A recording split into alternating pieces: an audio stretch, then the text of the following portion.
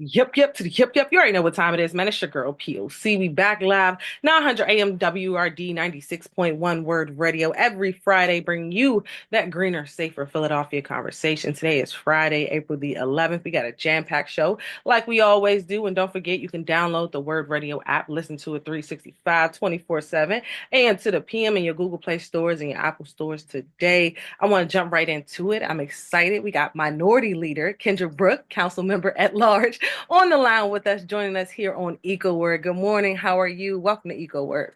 Good morning. Good morning. I'm glad to be back. Yes, I'm glad to have you. We're here talking when it comes down to these green spaces and affordable housing. I just want to jump right into it. You recently released a press release talking about land banks here in the city of Philadelphia. And I just want to ask you, how does this new initiative that you're pushing in the city as far as land bank, as far as helping people with affordable housing and sustainability, actually going along with what's going on right now with affordable housing for the city? Oh, perfect. So, for years I've been working closely with the community gardeners to protect Mhm. garden land that had been slated for share and sale. So, our goal has been to free the vacant lands from the prior claims and secure them for the communities to use as garden. So, we had a special meeting on Saturday, March the 29th. The Mhm. land bank completed this critical step towards that goal. And they agreed to a memorandum of understanding that will allow garden plots to be acquired by the land bank and then ultimately transferred to the communities for future generations, which was our goal. And Mhm. with that, a lot of community gardens have been waiting for this for years. So these folks have been putting work in to clean up and care for vacant lots in their neighborhood, but they didn't have the money or the recognition Yeah. because they did not own it. So Mhm. without that support, um, it wasn't something that will forever belong to communities and prevent it from like development. So good. No, I'm just going to ask you, what motivates you to want to actually get involved in this kind of conversation? It's very critical, when it comes down to affordable housing, but then also, when people talk about community gardens and making sure that they have green spaces in the city, that's a big conversation. So I just want to know what makes you want to get involved in this conversation. Well, I do a little bit of gardening myself, but I do know that who owns the land, owns the wealth. Hmm. So if we don't allow communities to continue to own and secure lands that they're taking care of, we'll continue to lose parts of our city and opportunities for generational wealth for communities forever. And keep in mind, some of these land that we've been fighting for have been in the hands of the community for years and abandoned. Hmm. So folks have invested their time, and time is equivalent to money, into these spaces that did not belong to them. Well, technically, but I know what you mean. So Oh, when so it, my, so me, I just believe in putting the wealth back in the hands of community, and this was a step towards that. I met so many community gardeners in this process. And many of them were senior citizens that have been tending to these gardens for years. One person comes to mind is Miss Naomi Smith, 87 years old, and she's one of the founders of Viola Street Gardens. She's been there for 50 years. Mhm. Right? Elizabeth Waring, another senior who had been gardening for years. And this summer, her garden on Hollis Street, they celebrated 20 years since it started. So these women want nothing more but to see their gardens preserved for their neighborhoods. So that's what this is about. It's about preserving legacy, right? And building you know, this land, or I'm gonna say wealth, for communities in years to come, because we see how land is just being distributed around our Yeah. city, and a lot of times it's not going back into the hands of the folks who have, you know, put sweat equity into it. And that's kind of what brings me passion. And I also like the garden. You know, Understood. I believe in the power of connecting to the land and the strength that it puts back in individuals when you get a chance to be one with soil. For sure. What's your favorite thing to plant? Just so that people can get to know you a little bit more. Well, can I just show? This is my office. Oh, okay. You got a green space for sure. This is my office in City Hall. Yes. So my yard, every year we do like tomatoes and kale and lettuce and a couple of peppers. Mhm. Uh, we try it with some green beans, but I don't. Sometimes it goes well, sometimes it doesn't, based on my schedule. Get pretty busy in the summer, forget to water it, and it's like, oh dang.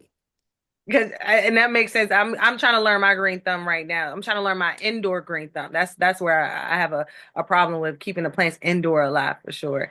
But I want to ask you this next question based on our topic today, because people are interested in getting involved. People who are, across the city want to know how they can make sure that their green spaces are also being protected. So what measures are being, enforced or being developed in order for these things to remain affordable and accessible to long-term residents? Oh, wow. That's a tricky question, but I can give you like the timeline we went through to get to where we are today because Please. this work started prior to me getting here. Okay. Keep in mind, some of these folks have been fighting for this land 20, 30 years. Mm-hmm. I just came in and I've been committed to making this happen. So in 2022, we launched a campaign to protect community land from being sold and share a sale. And I think it was 90 plus plots of land around the city that we worked with I think it's Neighborhood Garden Trust, to identify as a community garden and secure from sheriff sale. And Mm-hmm. then in 2023, I worked with former council president Darrell Clark to secure the funding to purchase the lanes off of the 91 pieces of land that were going to be sold to a private bank. Mm. And then in 2024, we held a hearing on urban agriculture and introduced the legislation to give the land bank a priority bid.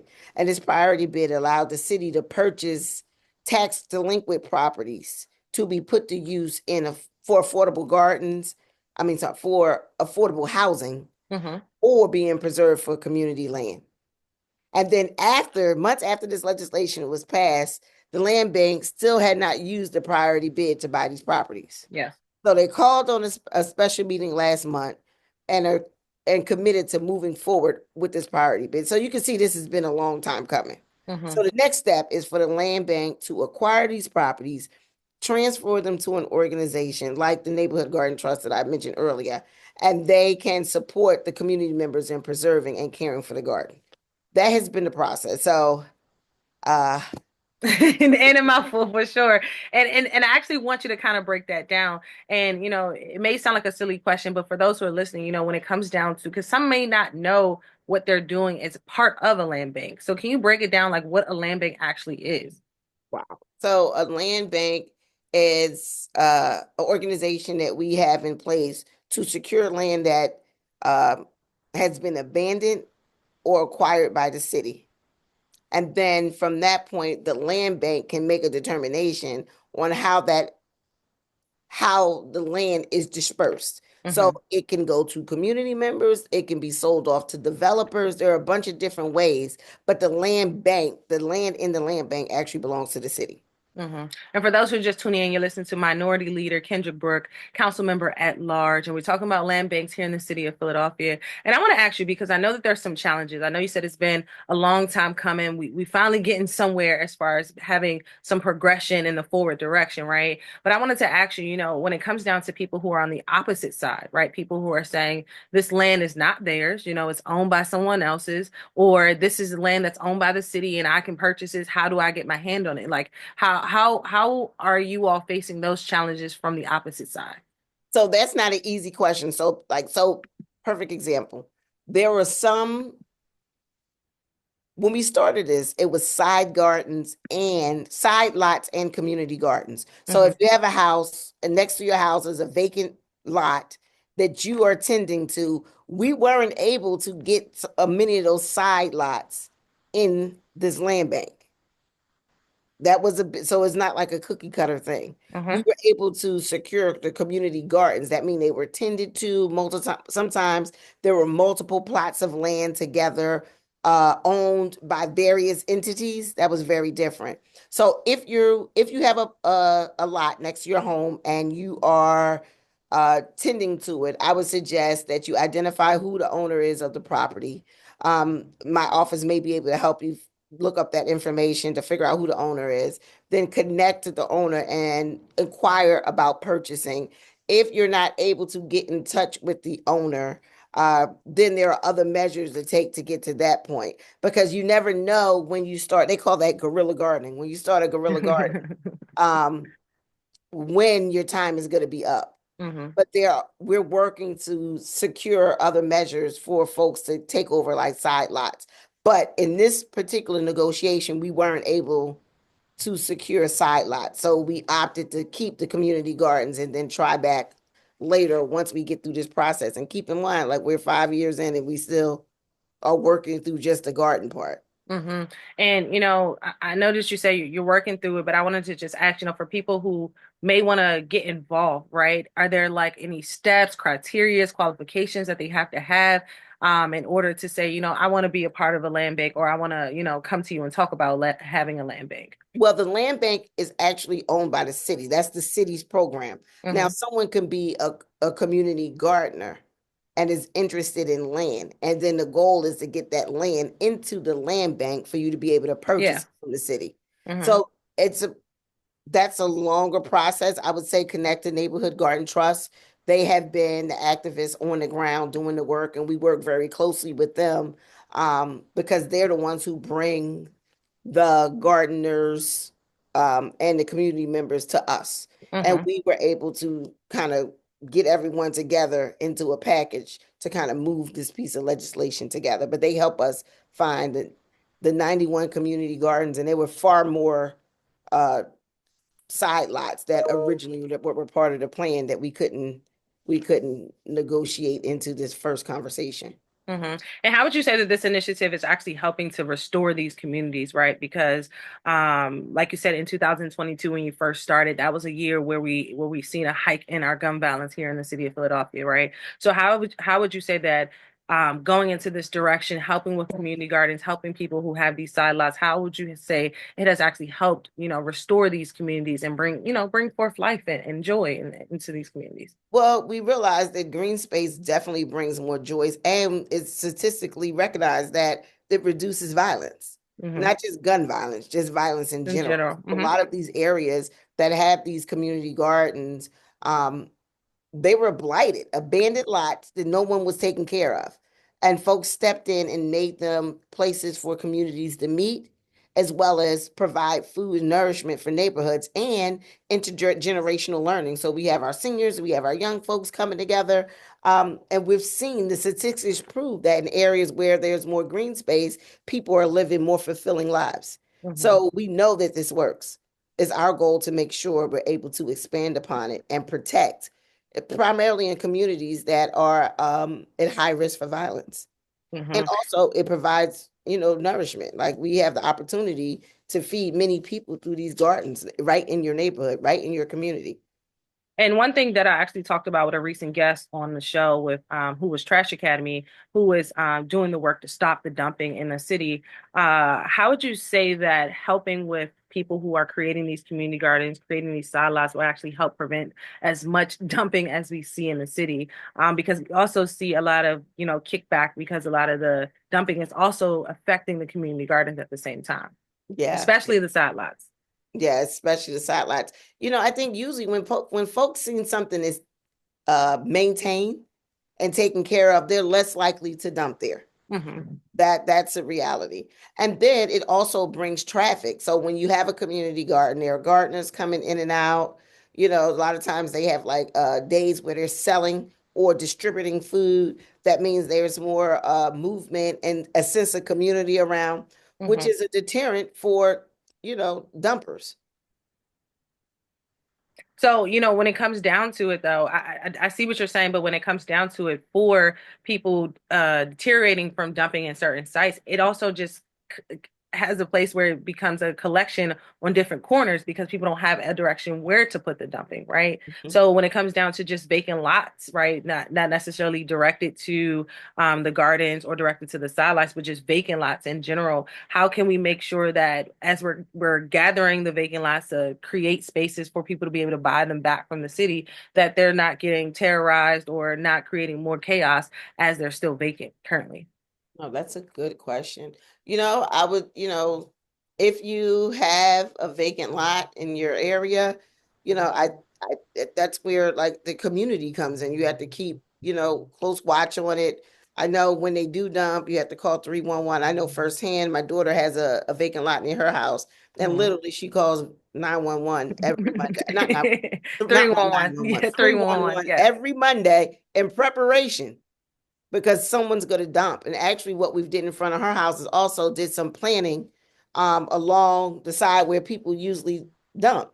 Hmm. And when our plants are thriving, it's less dumping. I agree with you on that for So in the sure. winter months, when it's not as green, it's like they're definitely going to dump. But I think, it's a collective measure. Please call 311 if you have a dumping problem. You can put it on like a frequent list where they know that certain areas people dump all the time. But if you see it, you have to report it. Hmm. And one thing that I wanted to ask you too, and I'm not sure if you know the answer to this question, but with some of these community gardens is actually helping with, the food deserts that we're looking to, create or create solutions for, right? As we are talking about things like this on Eco Word. So when it comes down to these vacant lots, are there anything that we're like, or I should say these community gardens, my apologies. Is there anything that's implemented in these land banks, as far as conversation, as far as saying you have to help put back into the community with making sure you supply them with food and things that's on the demand of what the community needs. In my experience, most of these community gardens give food away. Okay, okay, okay. In my experience, the majority of the community gardens that I've been a part of, they do give a lot of their food away to the community. Some of them have like days where they might be selling it, but it's still pretty inexpensive. And one of my last questions, because we got about 3 minutes left before we wrap up. Again, I appreciate you joining us here on Eco Word. Again, every Friday we got a jam-packed show. You're now listening to Minority Leader Kendra Brooks, Councilmember at Large. And I wanted to ask you, when it comes down to the city of Philadelphia, one thing that we're pushing is a greener, safer Philadelphia. Our new council, I mean, I said a new council, I'm sorry, our new mayor, Mayor Parker is definitely pushing as far as making sure that these green spaces and then affordable housing is also accessible to everyone, right? So as we're talking about buying these things back from the city of Philadelphia, how can we make sure that there are programs, right, that are implemented in a way in which is educated? I know you talked about education, but being able to educate the people who have been doing this work for a long time in order to get the money in order to buy it back. I think that's what Neighborhood Garden Trust, they actually do. They help educate the folks that are running these community gardens, and Okay. sometimes are able to make those connections through education programs in the city or just with the neighborhood. A lot of these community gardens actually belong to the community. So the people who, garden there or entertain there all live within 2 to 3 block radius. So Awesome. it's a way to bring neighbors together. And then as our community continues to change and shift, I've seen a lot of diversity happening in a lot of these community gardens. So, it's like a lot of seniors, there's some folks, newcomers to the neighborhood, Hmm. um, growing different types of food from different parts of the world based on nationality. And this is the makings of real community. These are the things that food is like a common denominator amongst culture. And I think I've seen it happen in community gardens. And I think we as a city just have to continue to invest in small programs that bring communities and neighbors together. And that's why I'm so passionate about community gardens, because I've seen it in action. I love that. Thank you again for making time. How can the people find you, stay logged, social media, website, all that good stuff? Okay, so you can find me on Council Member Kendra Brooks, PHL. I think that's on Instagram and Facebook. I appreciate you. Thank you so much. I hope you have a great weekend. Thank Thank you you. so much for joining us here on Eco Work. Peace. All right.